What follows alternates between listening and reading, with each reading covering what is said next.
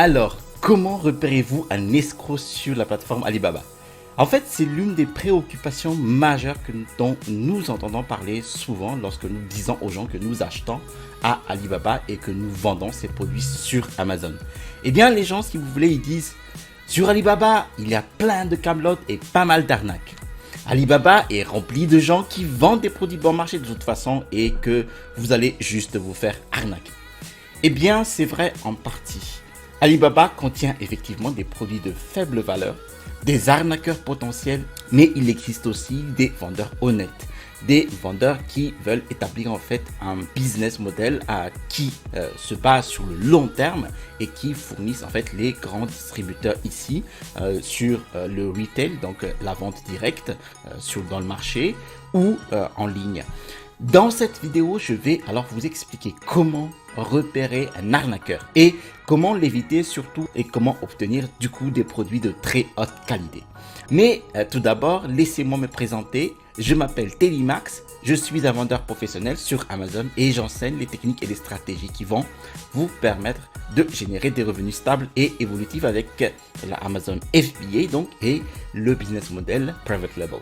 Si vous aimez ce type de vidéos ou d'autres vidéos sur ma chaîne, eh bien, je vous invite tout simplement à vous abonner en cliquant sur le bouton situé en dessous de cette vidéo pour recevoir les prochaines notifications de vidéos. Et je vous promets de vous délivrer toujours des contenus de qualité. Alors maintenant, comment trouvez-vous un escroc sur Alibaba? La première chose en fait à remarquer sur cette plateforme est que lorsque vous commencez à communiquer avec eux, eh bien, vous remarquerez qu'ils parlent très mal la langue de Shakespeare. Et je ne parle pas du mauvais anglais. En fait, le mauvais anglais comme on pourrait s'y attendre de quelqu'un en fait qui vient d'un pays étranger. Je parle vraiment ici d'un très mauvais anglais. Du genre, par exemple, qui ne se soucie même pas d'utiliser Google Translate ou Google Traduction. Donc, alors là, il faut faire très attention. Si ces fournisseurs ne font même pas l'effort de mieux s'exprimer en anglais avec vous, alors qu'en est-il tout simplement de votre commande, la qualité de votre produit ou de sa livraison? Eh bien, la communication est vitale pour réussir dans le sourcing produit. C'est évident, mais certains l'ont oublié. Et dans ce cas, vous devriez lever un grand drapeau rouge. Ensuite, il ne vous donne même pas de réponse complète et ne vous donne pas les bonnes informations lorsque vous demandez quelque chose. Donc pour vous, disons que vous demandez combien coûte l'expédition. Il dirait combien l'estimeriez-vous ou combien l'enverrez-vous ou il dirait bon, ça dépend. Bref, il vous donne en fait une réponse étrange au hasard, plutôt que de simplement vous dire leur tarif tout simplement et ce qu'ils utilisent. Le prochain point le plus important dans le sourcing après la communication est la clarté. Si un point de communication important tel que le prix d'expédition ne vous semble pas clair, il faudrait toujours reconsidérer votre relation avec ces types de fournisseurs. Maintenant, voici un conseil sur l'expédition.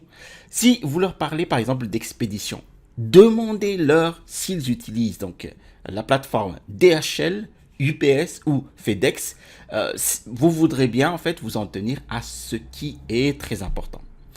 Alors le prochain point consiste en fait à ce que les escrocs Alibaba sont très intéressés à avoir votre argent tout simplement. Donc, ils vous donneront constamment, si vous voulez, des devis pour des choses étranges. Ils surchargeront les devis et ils diront non, nous ne pouvons rien y faire. De toute façon, vous devez juste payer ce montant. Donc, et ils sont plus intéressés à obtenir de l'argent que de vous aider en fait à comprendre les problèmes, à vous aider à trouver des solutions, à vous aider à vous donner les bonnes réponses et à vous donner toutes les informations. En fait, un bon fournisseur vous fournira des tonnes d'informations, des brochures, des dépliants, des listes de prix, des devis et vous donnera même les détails sur l'expédition parce qu'il sait qu'ils ont une société officielle et qu'ils officient pour le long terme. C'est-à-dire qu'ils vont avoir un deal avec vous et avec plusieurs autres vendeurs, donc sur Amazon FBA ou sur d'autres ventes en gros. Mais en tout cas, ils sont là pour y rester. Donc, ils veulent vous avoir en tant que client. La prochaine chose que font les escrocs d'Alibaba, c'est qu'ils font parfois des demandes très étranges.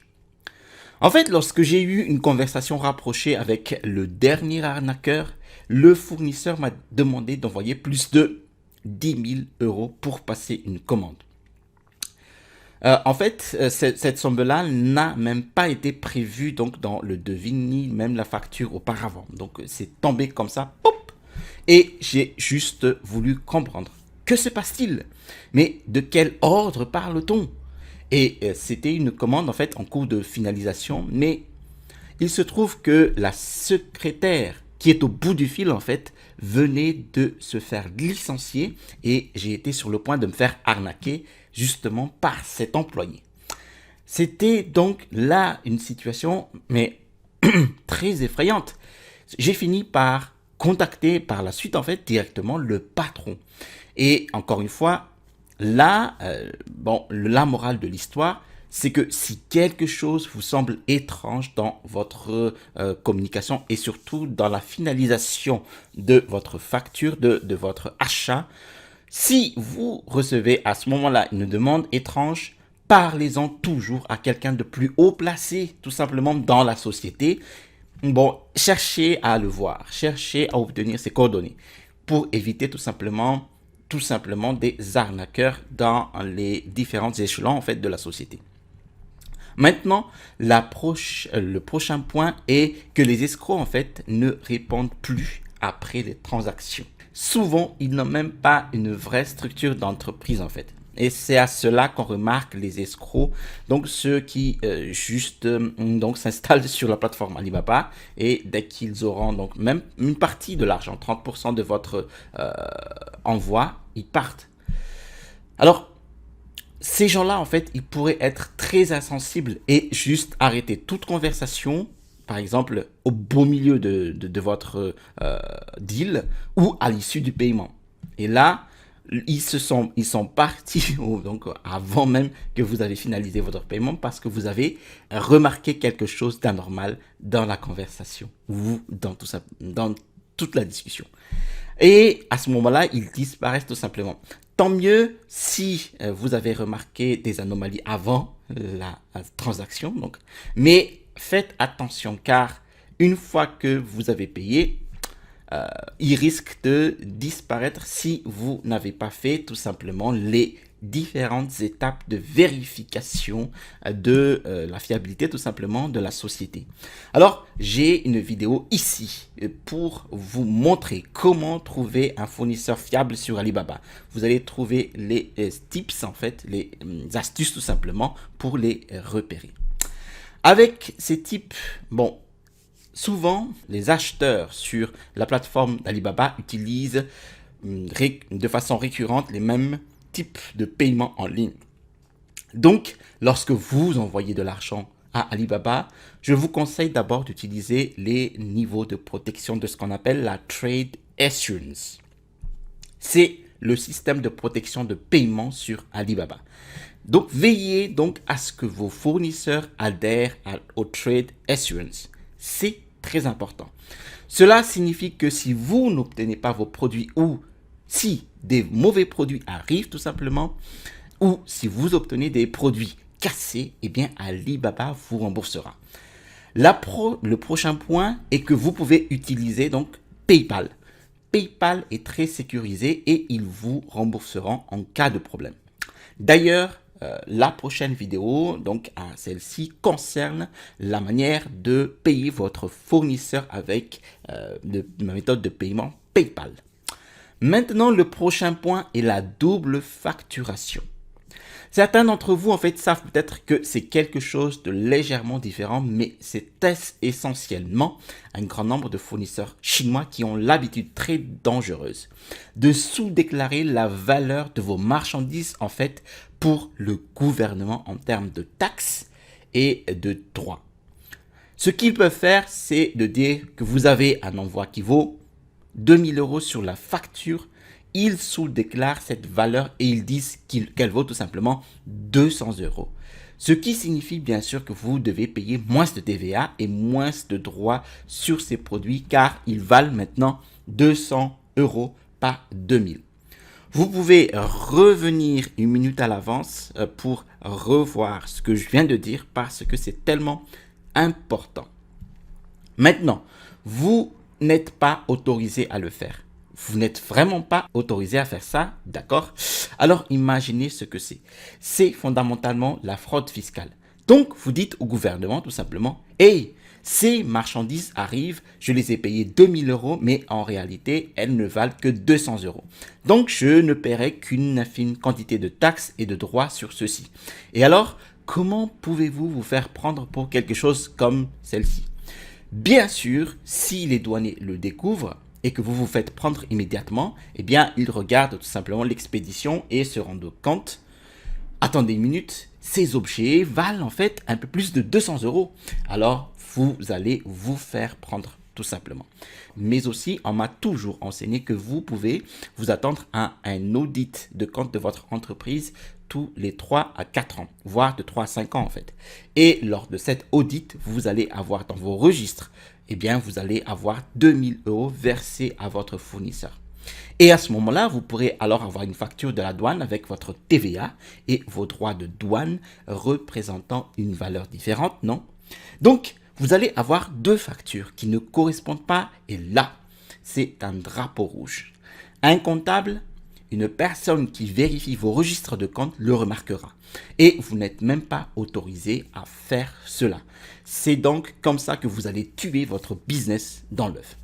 Si le fournisseur vous demande donc si vous voulez qu'il sous-déclare la valeur sur la facture, dites non, ne le faites pas. Même si, comme vous le pensez, vous pouvez économiser 20-30% de votre facture. Ça ne vaut vraiment pas le coup. Si vous voulez économiser 20-30%, eh bien, discutez, négociez dès le départ en amont sur les prix que vous allez facturer, que les fournisseurs vont facturer pour l'achat de votre stock tout simplement, ou les logos, ou les packaging, tout sauf les droits et les taxes. J'ai une quantité surprenante de personnes qui me contactent maintenant et me demandent ceci. S'ils peuvent bien gruger sur les taxes et les droits de douane. Là, alors la réponse est les gars, non, ne faites pas ça. Vous devez être légitime, comme si vous partez toujours avec votre chapeau blanc, pas avec votre chapeau noir. D'accord? Pour cette petite chose en fait, ne plaisantez pas avec le gouvernement sur les taxes. Voilà. Donc, le dernier point est d'avoir un produit de mauvaise qualité et c'est probablement plus commun ou pas tout simplement. Si vous avez un fournisseur qui a un produit vraiment pas cher, eh bien, pensez-vous que c'est génial? Vous pensez que vous aurez une grande marge de profit? C'est beaucoup moins cher que les autres. Mais posez-vous la question si ce gain de marge de profit, en fait, pose probablement un problème de qualité avec votre fournisseur. Il pourrait même recevoir des produits d'autres fournisseurs et des produits de mauvaise qualité d'autres fournisseurs, mais vendus à bas prix. Et bien sûr, lorsque vous les faites livrer sur Amazon, eh bien, si vous obtenez en fait des taux de retour élevés à cause des produits très défectueux, eh bien, votre fiche produit sera simplement retirée. Vous savez, Amazon n'autorise pas la vente d'articles de mauvaise qualité sur sa plateforme. Et les actions que vous pouvez faire pour éviter que votre page produit soit bannie sont de chercher des entreprises qui possèdent les macarons Trade Assurance et Verified Supplier sur la plateforme Alibaba. Ces vendeurs sur Alibaba ont en fait un historique de vente que vous pouvez voir sur Alibaba.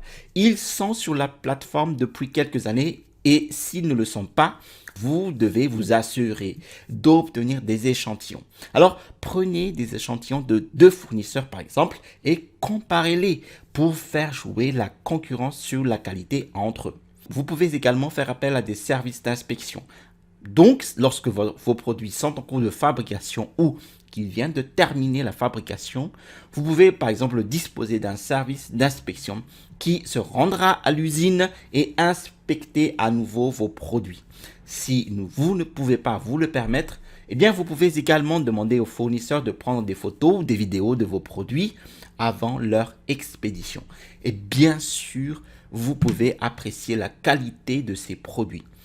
Et cela dépend du produit. Mais j'ai toujours mon fournisseur qui prend des photos, des vidéos pour moi, en fait, de son usine de fabrication. Alors, moi, je leur demande toujours de faire le tour des différents départements de l'usine pour prendre des photos de haute qualité. C'est pour regarder tout simplement les finitions, les codes à barres, tout en fait. Et je peux évaluer sur la base des images tout simplement car c'est ce que j'ai choisi de faire pour les produits que je vends. Alors, tous les points que je vous ai dit dans cette vidéo, il faudra maintenant être conscient que ces faits-là peuvent arriver si vous ne faites pas attention tout simplement à différents critères pour sélectionner un fournisseur fiable sur Alibaba.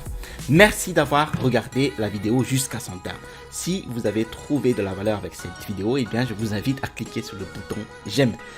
Si vous aimez ce type de vidéo ou d'autres vidéos sur ma chaîne, alors je vous invite à vous abonner en cliquant sur le bouton s'abonner situé en dessous de cette vidéo. J'ai aussi mis en dessous de cette vidéo en fait mon e-book, les 5 étapes pour construire un business à succès avec Amazon FBA. Vous allez trouver dans cet e-book les méthodes et les stratégies qui m'ont permis d'installer ma première boutique à succès avec Amazon FBA. Vous trouvez ici en dessous le bouton pour vous abonner et à droite de cette vidéo, vous allez avoir donc comment payer votre fournisseur avec PayPal. Allez, à la prochaine vidéo et restez toujours curieux.